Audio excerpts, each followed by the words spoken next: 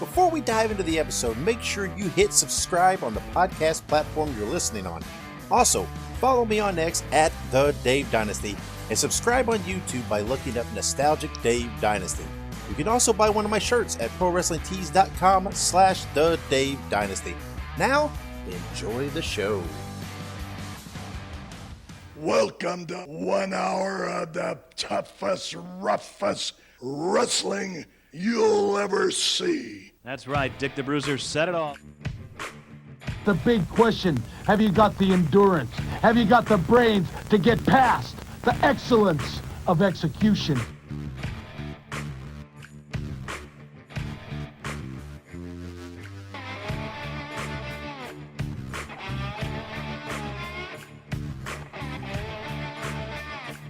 The reason why Axe and myself were put on this earth is to demolish people. Bobby Heenan is a very good-looking sport coat you've got on. Yeah, and I paid for mine. Mine isn't government issue. Hello, everybody. Lance Russell and Dave Brown right along ringside. And by golly, we're ready to go with another big week of championship wrestling.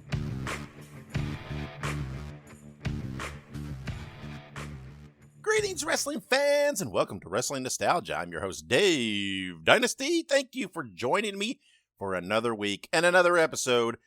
And the guest on this episode is Jeff Farmer, better known to all of you as the nWo Sting.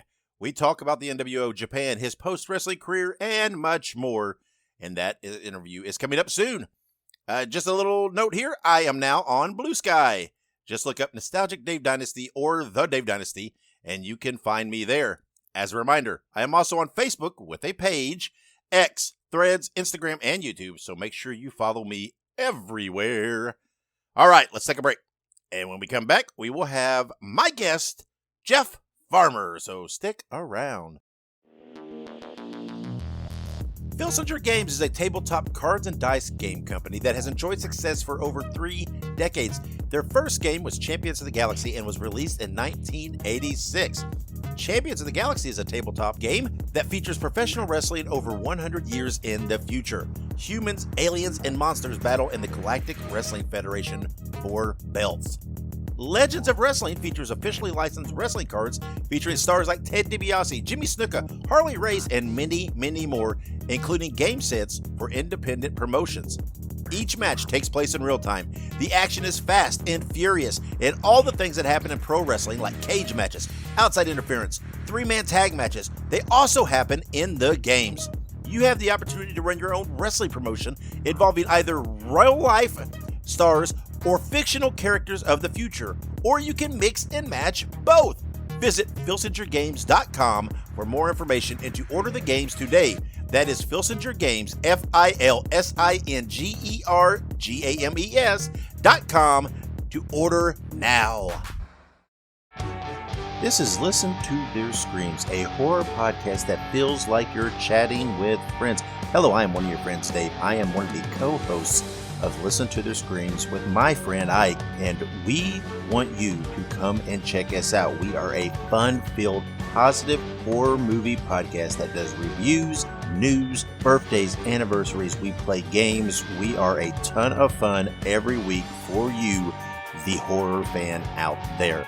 For all of our links to our social media and the podcast platforms, just check out our link tree. It is linktr.ee/listen2screams. That is listen, the number 2, and screams. Or look us up on your favorite social media platform and podcast provider.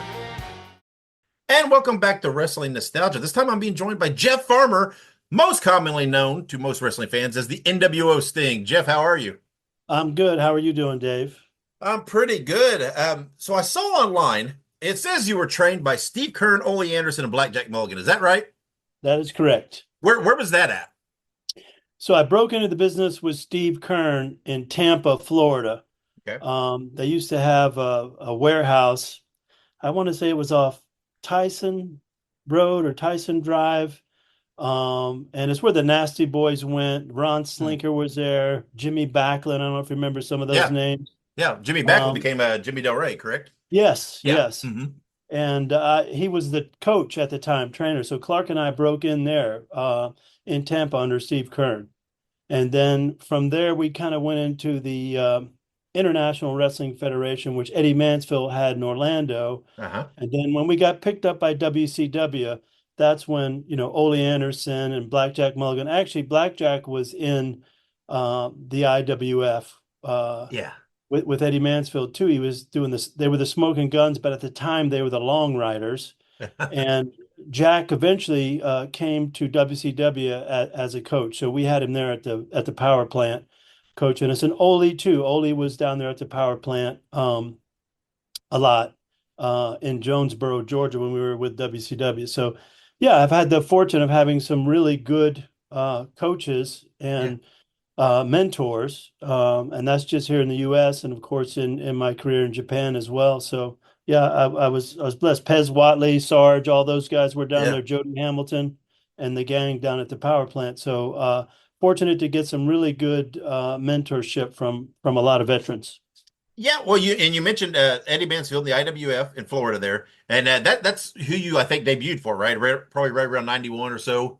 Yeah. That was our first match was as Thunder and Lightning, of course, was our very first match was a television taping, a televised match. So talk about a lot of pressure coming out green in your first match being TV. Well, tell us about Mansfield and working for him a little bit, because there's obviously lots of stories about Mansfield. Some of the things he did on TV, the exposés, and people have some strong opinions about Eddie Mansfield. What was it like working for him? Eddie, you're absolutely right, but I didn't know enough about the business at the time to know. I didn't even know who Eddie Mansfield was. Yeah. I had no idea that he had done any expose or anything. I mean, he was kind of like the guy there, was who was running the show, but I didn't know much about him. So he was fine with us. He treated us fine. I knew he was a former wrestler, but I didn't know that much about him because I grew up watching a little bit of Florida Championship Wrestling and Dusty Rhodes and those guys with Gordon Soley back in the day, but I wasn't really a big pro wrestling fan, so I didn't know very much about Eddie at all. And he was good with us. We were the tag team champions of his league, and he always treated us fairly. I mean, he was a character. You couldn't believe a lot of the stuff he said, but once you got over that, he was fine. I think, especially at that time, that's the majority of people involved in professional wrestling. You have to take everything what they say with a grain of salt. And wrestling itself, is kind of started out in a carnival kind of atmosphere. So you kind of realize early on that it's not like a regular business, so to speak. It's filled with kind of back end deals and shysters and a lot of self promotion. And I've seen promoters fight each other over houses and stuff like that. So believe me, it's a strange occupation. Yeah, it is. And there's obviously some of that's not. I mean, some of it's not great, but there's some of that side of wrestling. Just it's so fascinating, right? Especially when we talk about the more the territories, the small areas. Some of these disputes and things between promoters and different. It was weird things, because I wrestled briefly in Indiana in the late 90s, early 2000s. Okay. And primarily wrestled for a guy right in my hometown, Columbus, Indiana. But it was so odd because he had this old mentality of, but if you wrestle for me, you can't go 50 miles up the road and wrestle for that guy. And I was like, well, why not? And then he's like, well, that's my competitor. I'm like, well, yeah, no. He's an hour away. That's not a competitor. I mean, that's not. So there's even there, that small scale. Yeah, I mean, early on it was territories, and you had people protected their territories.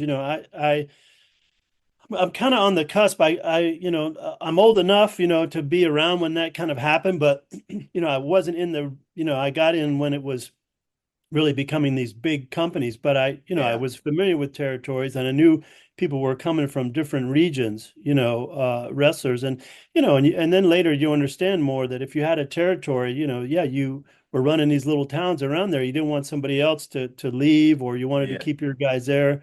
So, it was an interesting, I think, time of the business, a lot more travel, moving from around, from territory to territory. And then, eventually it became just really two big, companies in the United States, and that was Sure. WCW and Vince, which was WWF at the time. Yep. And really there was the smaller territories just kind of went by the wayside, unfortunately. Yeah. Yeah. Well, and you mentioned Thunder and Lightning, right? We're with Clark Haynes, and you were Lightning, correct? I was Clark Haynes. Yeah. Haynes. Okay, I'm was kind of sorry. heinous. He was heinous Yeah. sometimes, but his name was Clark Haynes. Yeah. I was Lightning. He was Thunder. Yeah. And the weird thing is when I looked into it, right? There's plenty of information about you coming out of this team. There's not a lot out there about Clark. Did he not do a whole lot beyond the IWF and this team and stuff? I mean, Yeah, well, exactly. So we were together as a tag team in WCW. So we started out in IWF, and Clark was bigger than me. He was a bigger guy. Yeah. And we kind of thought, this was during the big heyday of the Road Warriors and all these big guys. And we weren't that big. I wasn't that big. I mean, I was in good shape, over 6 feet and at 250, 60 pounds. But, there was some huge men, that were in wrestling. So I'm not going to stand out as anybody like that. But I thought together it was two kind of bigger guys, and Clark was bigger than me, as I said. We had kind of a look, I think. Yeah. And we really thought we were, WWF, material because of we had capes, we had the good Thunder and Lightning and, blah, blah, blah. We ended up going to WCW, and it just wasn't, I don't want to say it wasn't the best fit, but, it was fine. We went there and, we had a developmental contract, but we were going down to the power plant. We were still wrestling. We thought we had a lot more leverage as a tag team than we thought. We were just green and didn't understand the business. I think the Harlem Heat were in there around the same time. And we got in a contract dispute actually over our contract with WCW. And subsequently, Eric Bischoff, and the booking committee kind of withdrew their offer for us. And we had been there for more than a year, already kind of doing the developmental thing, and we're starting to, get on TV more and kind of, learning. And when that happened, Clark, subsequently ended up leaving the business. So, we were together for a while, and all I did was tag team wrestle with him, and I ended up doing some tours overseas with some other kind of Thunder partner fill-ins, but it was never the same. But eventually, I got back into wrestling as a single, but. That history of Clark and I, where we started, at Steve Kern's school, all through the IWF, through the WCW for those few years. And then, after that, Clark, he had a family business that he was married at the time, and he made the right decision for him and his family.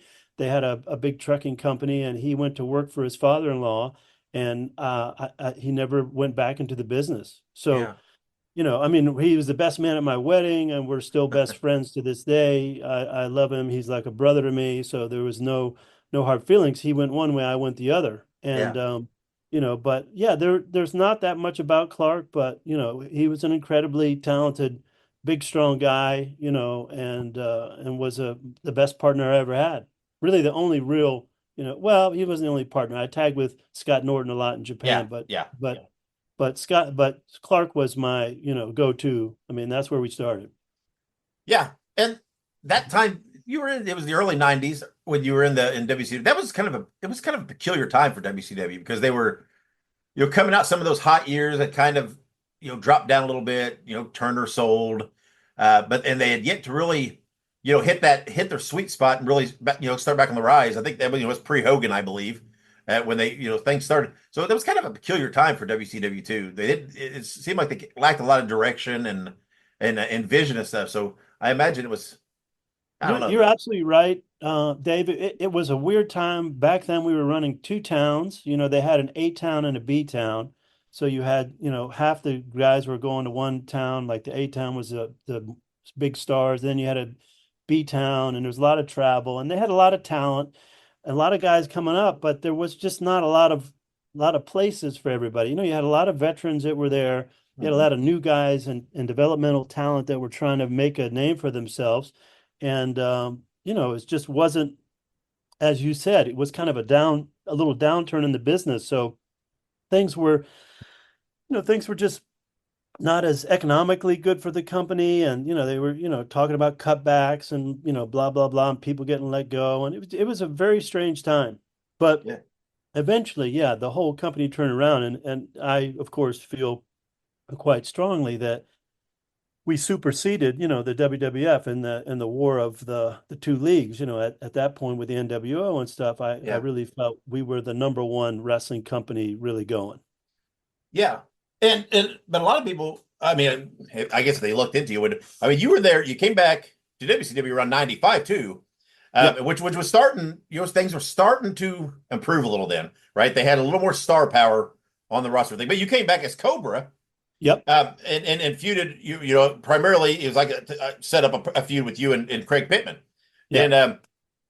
And talk to me a little bit first about Pittman, because I always liked Pittman because he's a former Marine, a legit tough guy. I always had that. Just thought he had a great look, and no matter what he did in the ring, or whatever else, when you looked at him, you thought, man, this guy can legit kick my ass. It's like he looked tough. And, he was, Pittman had real chops. He yeah. was he was a military. I don't know what level he was. I think he was a Greco-Roman wrestler. It wasn't freestyle. I think he was Greco-Roman, but he was very high up and had a pretty substantial pedigree in wrestling, right? And Yeah. was a legitimate, wrestler. So, and he looked the part. I mean, he looked like a little pit bull, Yep. and so it was good thing for him. I mean, Cobra, I just kind of came back with that idea, and that was my thing, and I remember going to talk to actually Flair at the time, down at Center Stage when we were running out of there, and he's like, yeah, he said, well, the big story was, and let me back up a little, Dave, if you want to hear it, is that when Clark left, I wasn't sure what I was going to do. That was what I had, both of us had put all of our eggs in that basket, and so when that gets stripped away from you, it's a kind of a scary time in your life. And I was just married too. At that time. Clark was married, didn't have any kids yet, but and so I wasn't sure what I was going to do. I was thinking about going back to school. I actually had a chance to it's a crazy side story, to be on the American Gladiators, to be one of the gladiators. That was that's a long story. I'll tell you another time. But I always loved American Gladiators. well, they came to Orlando and I tried out to be a contestant, Yeah. and they said, after my tryout, they said, hey, we want you to be one of the gladiators. Would you be interested in that? And I said, sure. And so, I went back for another tryout to be a gladiator. And they said, yeah, we want you to do it, but you have to go to Europe. They were just sending a group over to Europe to do it. And then that's really when I got a call back. This was after Cobra. And I think it was after Cobra, maybe it was before, but I think it was right after.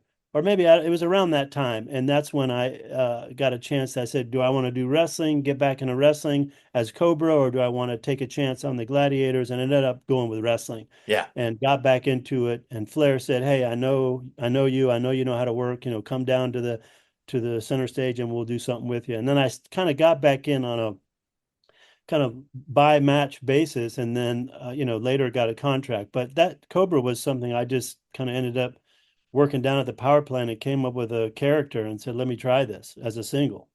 Yeah, and it was kind of cool because they, you had a whole backstory and everything. I remember them telling on TV, that you were left behind by Pittman in the Gulf War, and you came to WCW to seek revenge. It was very 90s action hero type character. Yeah, I thought it was good. I had dog tags. I would give them to the kid, in the audience, kind of a la Bret. I stole that from Bret Hart, kind of when he did the sunglasses, kind of like, I'll give him a dog tag, because we were running shows too, was a lot of kids. So I thought it could be good. I mean, I had no military background at all, Pittman did, but I didn't. But it was a character, and it was fine, and it got me some experience as a single, and I grew a lot and learned a lot. I didn't think it was being pushed, but probably me and a bunch of other guys had the same complaints. Yeah. Well, yeah, and then like in '96 is where you became the NWO's thing, which is probably what you're most known for in your career. Yeah. And it was you came out, you attacked Lex Luger, leading Luger, the fans, everybody to believe that Sting had joined the NWO, right? That was the whole thing. Yep. Right? It was Yep. supposed to be this swerve. And then, then at War Games, you came out for the NWO. which people still was thinking Sting had joined them. Then the actual Right. Sting came out later and everything else. Was it intimidating for you though to try to play this character that was already established, that already someone had done? I mean, did it add a dimension of a pressure to you? Because at first you were trying to mimic him, because you're trying to, make people believe that you're actually Sting. Right. Was that intimidating at all for you, especially Yeah, Sting, I mean, who's such an icon there? Yeah, I mean, I knew Sting, from WCW, and they had a FX guy who actually tried to do prosthetics, and I wore contacts, and they were trying to really come off. And actually, Eric Bischoff told me, he said, if this gets out, I'm going to squash it. And he said, so I said, okay, I'm not going to let it out, So Yeah. I had to kind of watch Steve's matches and see what he did, and mimic, the stinger splash in the corner and the scorpion, and do his moves, the kind of face plant he would do where he grabbed the guy by the back of the head, Yeah. So I had to watch and kind of pick up on what he did, but I mean, I was athletic. It was no problem for me to do the moves. I just had to watch and see what it was, right? Yeah. And so once I did that, and initially, I don't think they were going to use this character more than just the initial thing. I was just doing, of course, what I was told, right? Mm-hmm. But I think that Hogan, from what I heard, I didn't talk to Hogan about this, but I heard he liked it, and they kind of liked the character and said, hey, we can kind of keep this going, especially once everybody realized there was a hoax, right? Because now okay, that's not Sting. It's somebody playing Sting. And when that happened, that allowed me to kind of change the character a little bit, right? And so then I could kind of be like, I'm not trying to mimic you. I'm trying to be a thorn in your side and mock you and do things that are kind of getting you angry. So that allowed the character to really develop into a separate little character, which in Japan was really separate because they absolutely knew 100% there was an nWo Sting and there was a real Sting. Yeah. And I actually changed the way I worked in Japan, especially because I still did some things, like the Scorpion or whatever, but I changed my whole work style, which you need to do in Japan anyway. And most of that was from Masa Saito and Scott Norton telling me, look, this is what they expect out of you. Yeah. And so I kind of, did it that way. But I was able to kind of morph it into something of its own little character, which worked out for me in New Japan, especially. Yeah. So was Sting, was he always supportive of you doing the? I mean, who really wants to? Yeah, I know. Yeah. Who really wants to think there's somebody that could take your place, right? Yeah. And they're paying him a hell of a lot more than they were paying me, right? So, yeah.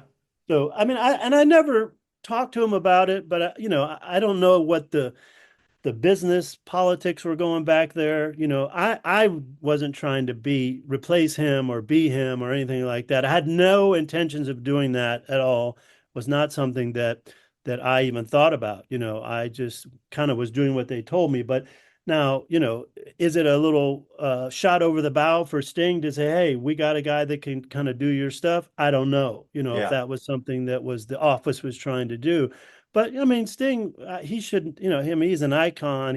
I don't think he was worried about his position, and I'm sure he had a lot of say so in it. And I think if he didn't like it, he probably could have said, I don't want this. But thankfully for me, and I haven't talked to Steve about it, but I also said, so much could have been done with him and I. Once I got that character over in Japan, him and I could have wrestled there and just been a huge, sellout. And also we could have tagged up together.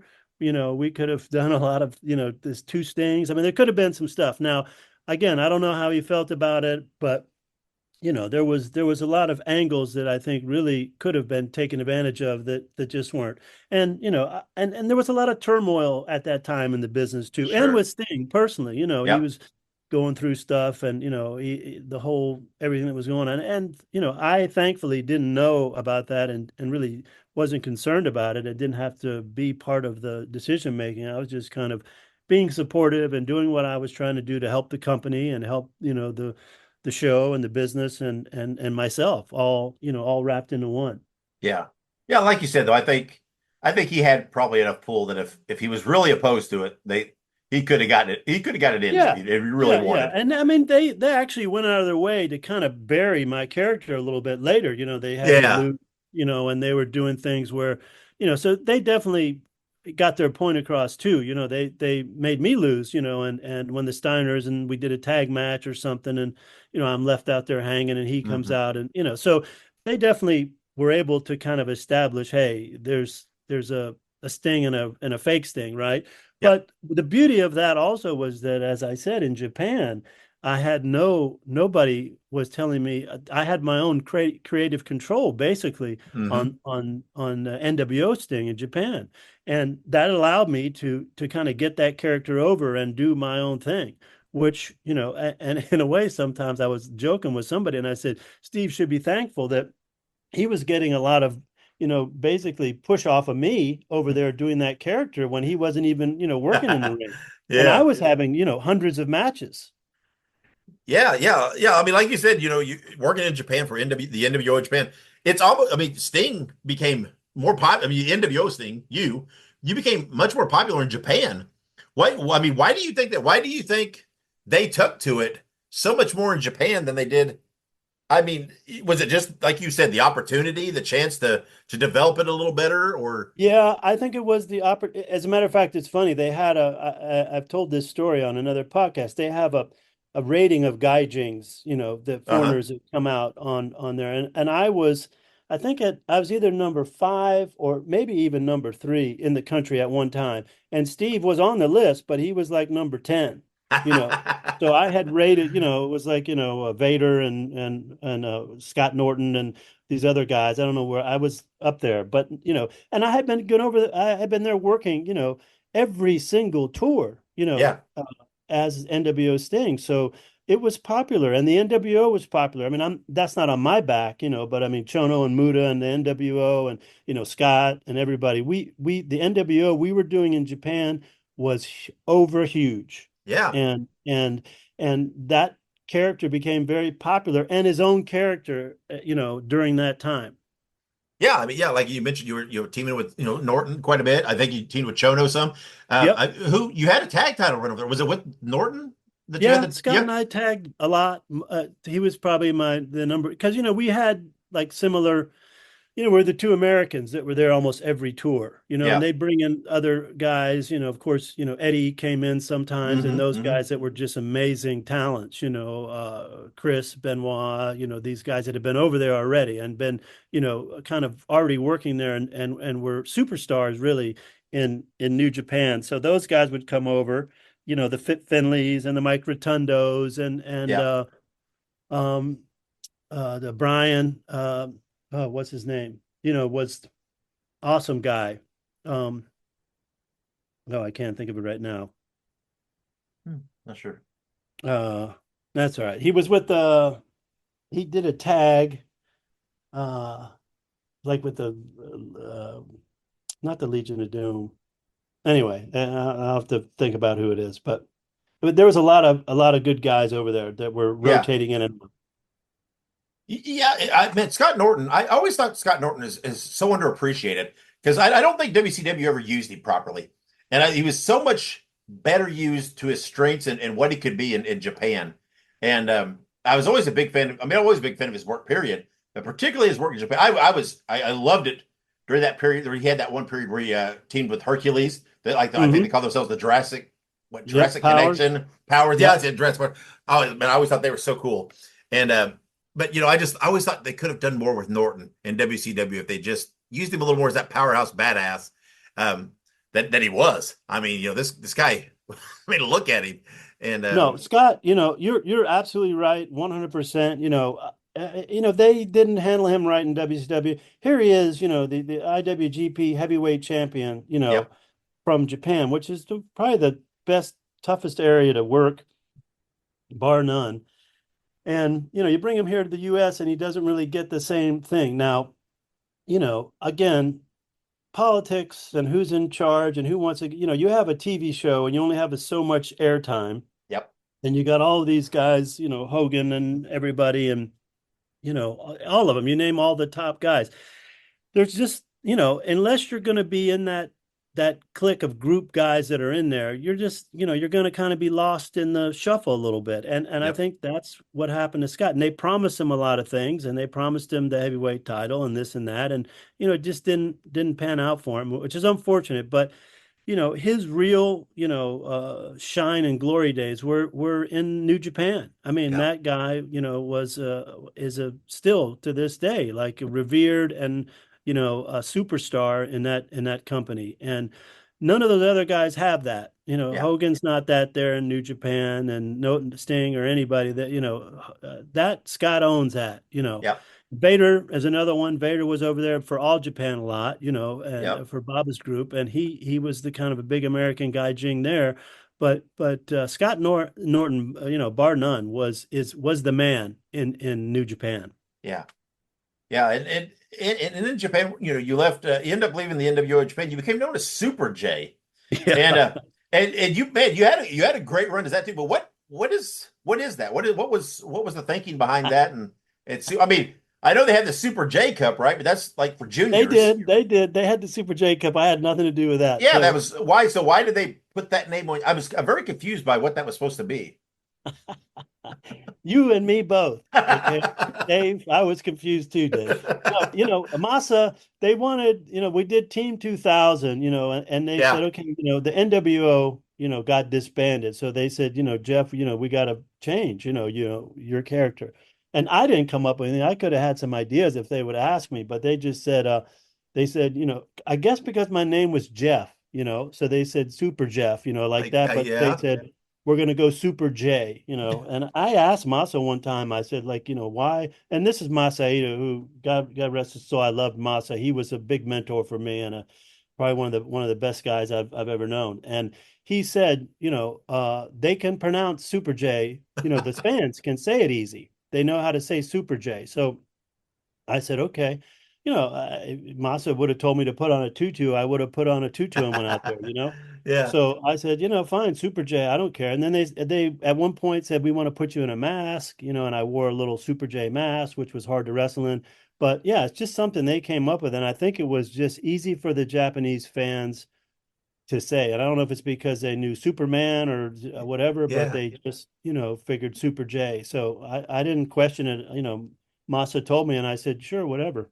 Yeah, I just thought it was seemed like it was just kind of odd because they'd already used the Super J phrase for that. You thought, I don't know. I guess and Dave, you're right. It was a little odd. They had the Super J Cup, and they, it was a weird thing. But they said it, and I said, oh, whatever. Which clearly you weren't going to compete in the Super J. You're way too big a guy. So I don't know. Whatever. I do know. There's. They have their thing where they like to do anime type characters and manga type characters and things like that, and and these superhero type characters. So I guess, and I really think that was it, Dave. They really kind of wanted me to be like a superhero character. Yeah. And I think that's why they came out with a mask later, and I did the mask a little bit. Me and Strong Machine, this other guy that was a Japanese wrestler, kind of wrestled together as a tag a little bit here and there. And yeah, Super J was just, something they came up with, and I just, went with it. Yeah. But there wasn't any deep meaning behind it or anything like that. Well, but no matter what it was, it was still accepted, right? And then you still were over, and it was still working. It was, so I guess they chose right. It still worked. Yeah, and the Japanese fans are so smart, so they knew it was me, too. Yeah. Like they weren't confused by it. They were like, I didn't say anything. Like I never did some kind of coming out of NWO Sting and coming off with the pain and being Super J. I just showed up as Super J, and the fans are smart, and they're like, oh, that's NWO Sting now is Super J, and they accepted it, and and they started getting behind that too. So and a lot of it was obviously Chono and the group that we had. They were behind them, and then you throw somebody in with those guys, you're going to get the rub just off of being with the top guys in the promotion, So definitely, that helped. And then once you get a few, wins or establish a little bit with this group, they accept you pretty quick. Yeah, I always thought it's very cool in Japan that they've got this very unique appreciation for like the evolution of characters and these.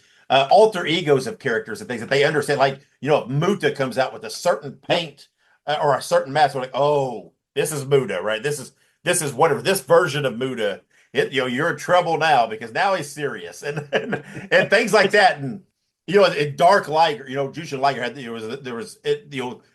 and even like Tiger Mask, right? With the opposition was the dark version and different things. They were very good at accepting these characters and these evolution of characters and these alter egos and things. They did view it in a very much a superhero type way in how these things developed, and it's kind of cool. And I guess that's what made all this work. And yeah, absolutely. To this day, the Japanese fans are some of the best fans that I've had the privilege to work in front of. Because they wanted, and the big difference in Japan and the United States was, here was like a lot of fluff and pomp and circumstance and all that stuff, which gets over. People want to be entertained, right? You want to see the entertainment side. In Japan, they want to see a fight. They want to see a more evenly matched. They don't. Squash matches. In Japan, there's none of those. They don't really. They don't do those because it's an easy way to get somebody over in the U.S. But the Japanese, they don't like that, and they kind of frown on it. So they want to see. Now you can have somebody who's outsized, and they see him fighting back, and of course they love that because they like that fighting spirit, but. They want to see a contest. They want to see two people going at it and putting in the time and putting in the work. And that's really what you had to do in that company. And you got rewarded for it by the fans. Like they appreciated that you worked hard. And, Scott and I talk about this, we would get back from a tough match and we sit on the bus and pop a beer, getting ready to drive somewhere. And it's the best beer in your life because you worked so hard in that match and you got the fans behind you and you did everything you were, supposed to do as an entertainer and as a performer and it's physical and rough and you pop that beer and you're like, man, that was a hell of a night, and I never felt that anywhere else but there. Yeah. And it's on the few cases they did have kind of a squash type match. It was a big deal. And I'm thinking, if I'm remembering right, when they first debuted Leon White as the Big Van Vader character, I'm pretty sure he beat Inoki pretty quick. And it was like a couple minutes, and it's like the whole world was like, "Whoa, what is this guy?" And instantly, bam, Vader's the man. Yeah. And it's still talked about to this day because they saved that stuff for the big impact and the big importance, and it's like they do how they know what they're doing. They absolutely. did that. In order to get, him over to start out, to get him over right off the bat. And then, he just soared from there. And Inoki, was smart to do that. They know what they're doing. Even most of our tours, right? And Scott and I would team up and, most of the time we would beat everybody, for most of the tour until the end. And then, of course, that's when they got their comeuppance. We would, do the job for those guys and the people would go crazy because they've been watching and following. They're like, man, we hate these guys. I mean, they liked us, but they hated us, Yeah. And so when the time was right, in a big show on a big pay-per-view kind of thing or whatever venue it was in, it was like that was the reward and they loved it. And then we'd go home and, come back and do the same thing again. Yeah. Well, one thing that people may not know about you is you've also had a pretty great academic career. And in late 2010, you became the project manager of a research program known as GEAR at the University of Miami. So tell us about GEAR. It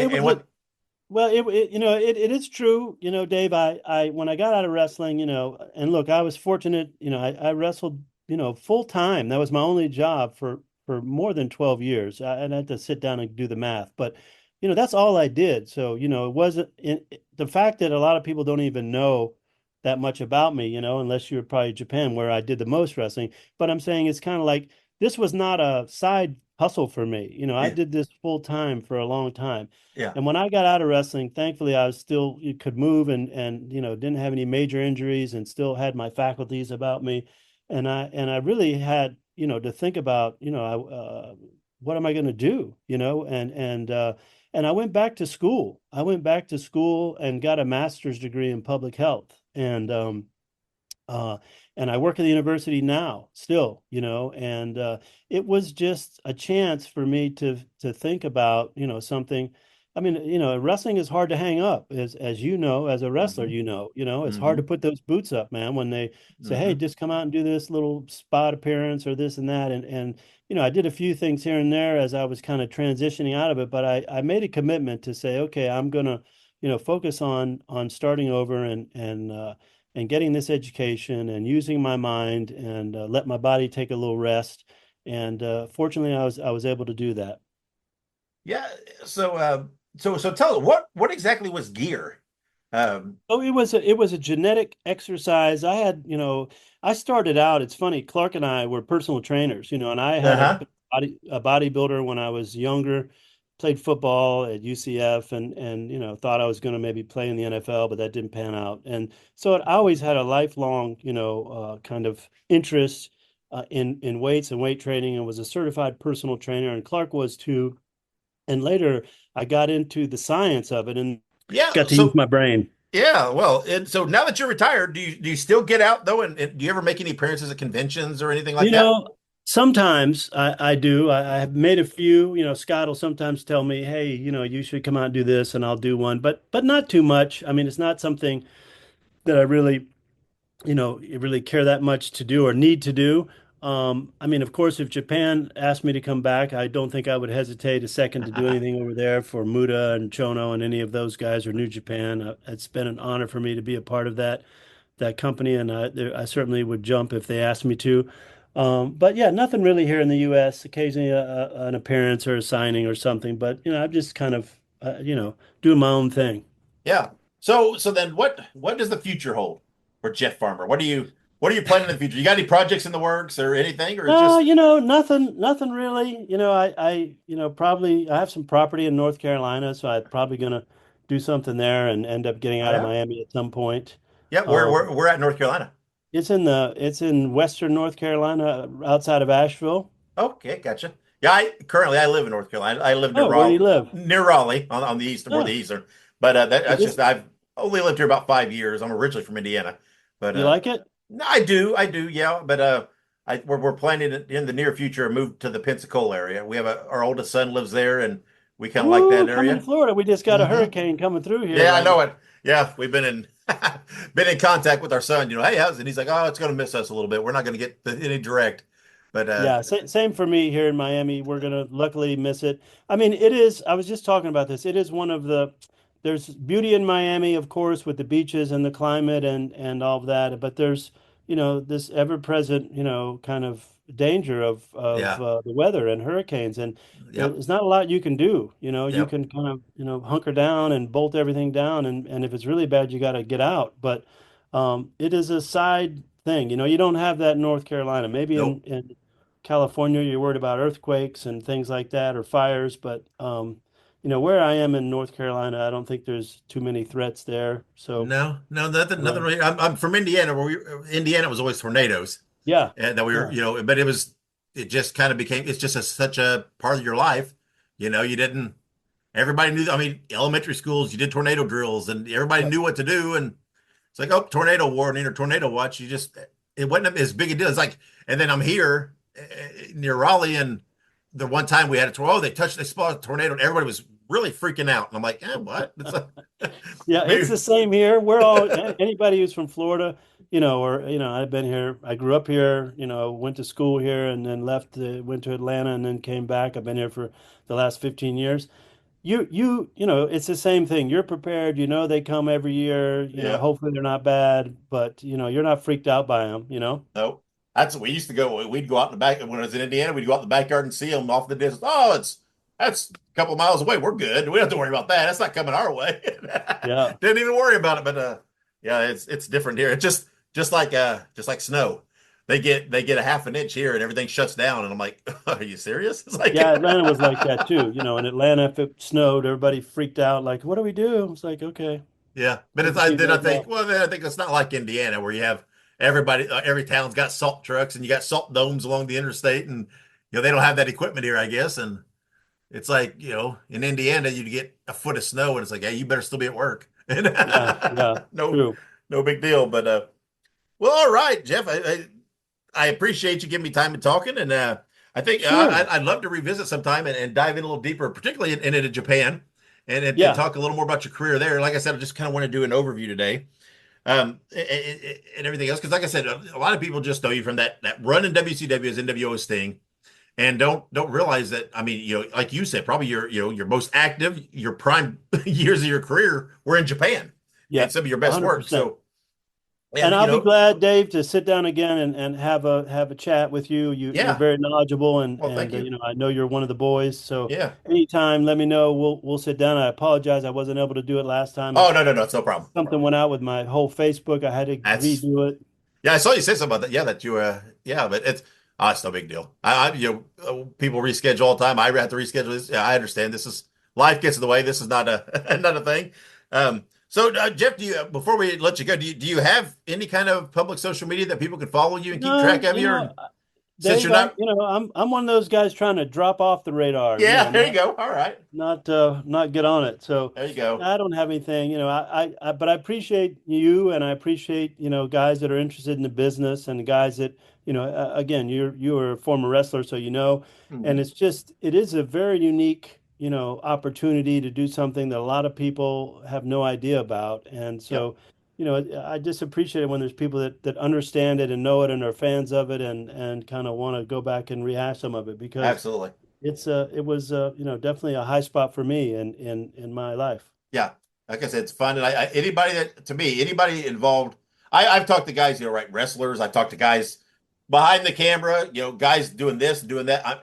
They all have fascinating stories, and it's fun to talk to them. And the best thing is anybody associated with wrestling, they love to talk, right? They can tell stories for hours, and it's great.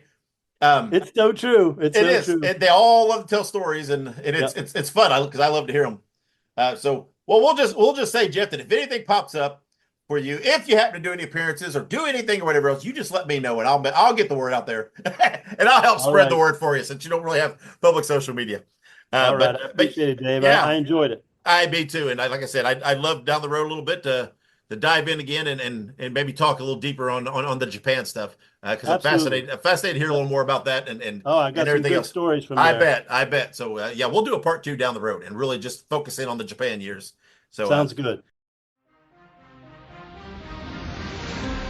Hey guys, Ray Russell here, curator of the WrestleCopia Podcast Network, inviting you guys to listen to many of the programs here as part of the WrestleCopia brand, including, but not limited to, the Wrestling Memory Grenade, currently covering the 1988 and the WWF project. You can also listen to the Regional Wrestling Podcast, where we talk the territories, whether it's Jamie Ward with Georgia 81, Roman Gomez with the UWF in 1986, or Gene Jackson covering Memphis in 85. 3 projects going on right now over there at Regional Wrestling. You can also listen to the Wrestling Stoop with the legend himself, Bob Roop. Bob goes back in time each and every week, covering not just his career, but countless stories and interactions with hundreds of wrestling names spanning his 2 decades in the business. But that's not all. You can also check out the Puro Wrestling Academy with the professor of Puro Resu, Mr. Dan Ginnity. Dan and I go back in time and cover the history of Japanese professional wrestling in the English language. And you can listen to all of those shows and more, all part of the WrestleCopia Podcast Network, located over at WrestleCopia.com. That's WrestleCopia.com, and anywhere your podcast streaming needs are met, from Apple to Spotify, Pocket Cast, and beyond.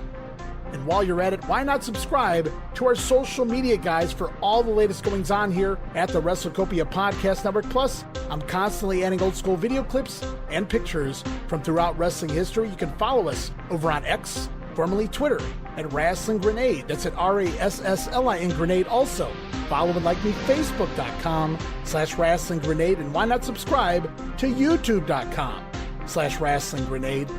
So if you're looking to support that next up-and-coming podcast brand, please consider making it WrestleCopia.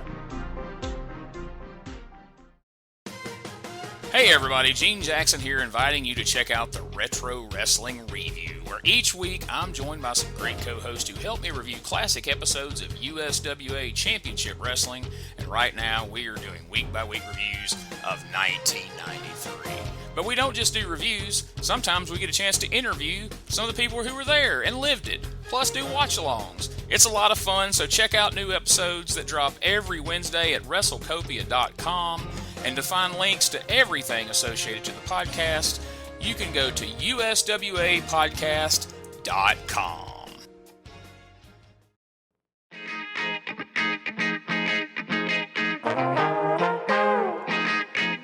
Hey, it's Bob Smith, and guess what? The Outdated Wrestling Hour is now part of the WrestleCopia podcast network. But hey, no fear, you're still going to hear the unique guests, comedy, music, authors, journalists, funny people. Who knows who's going to end up on the Outdated Wrestling Hour? Remember, it's all new and all old. So check it out in the WrestleCopia podcast network and wherever you get your podcasts. Listen if you know what's good for you. All right, and thank you to Jeff Farmer for coming on the show and doing that interview with me. What a great guy. Fun talk. I will probably talk to him again in the future. Dive maybe a little deeper into that Japanese career he had. Like I mentioned earlier, follow me on all of the social media outlets. I'm on Blue Sky, Facebook, X, Threads, Instagram, and YouTube. You can look up pretty much anywhere. Look up Nostalgic Dave Dynasty and find me that way. Also, go check out all the other WrestleCopia Network podcasts. All the shows are great. They're fun listens that shine a light on wrestling history with great hosts, great guests, great co-hosts, great topics. Just great everything, man. They're so much fun. Go to WrestleCopia.com to find those podcasts, or you can look them up on your favorite podcast platform. Also, be sure to check out my friends at the Ultimate Classic Wrestling Library at ClassicWrestling.net, or download the app on all your devices. Also, be sure you go hit up Filsinger Games. You heard the ad earlier. You saw the announcements on social media. They are officially on board as an official sponsor of Wrestling Nostalgia. So go to FilsingerGames.com and look at all the products and order something for yourself or that wrestling fan on your Christmas list, right? Christmas is coming up, so it's a great gift. Order them something from Filsinger Games. Next week's guest, I'm super excited about this one. Next week's guest is Stormy Granzig. He is making his first ever podcast appearance. I know all of you fellow Midwest WWA fans are excited about this one. We talk about working for Dick the Bruiser, Spike Huber in the Phantom title change, and much, much more. You're going to want to hear that next week. It was a great, great chat. Stormy was a little nervous. He told me, he said, hey, I didn't know what we were going to talk about. I thought, we would chat for 5 minutes and we'd be done. But we got a good, probably hour-long interview in. Lots to talk about with him. He's a fun guy to chat with. And I look forward to all of you hearing that on the next episode. Thank you, all the listeners, the supporters, for the follows and the interactions, all your downloads, listens, etc. It is very much appreciated. So, without saying anything else, let's get out of here.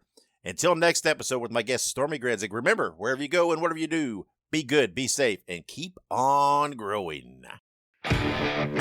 Fans, we brought you All-Star Championship Wrestling.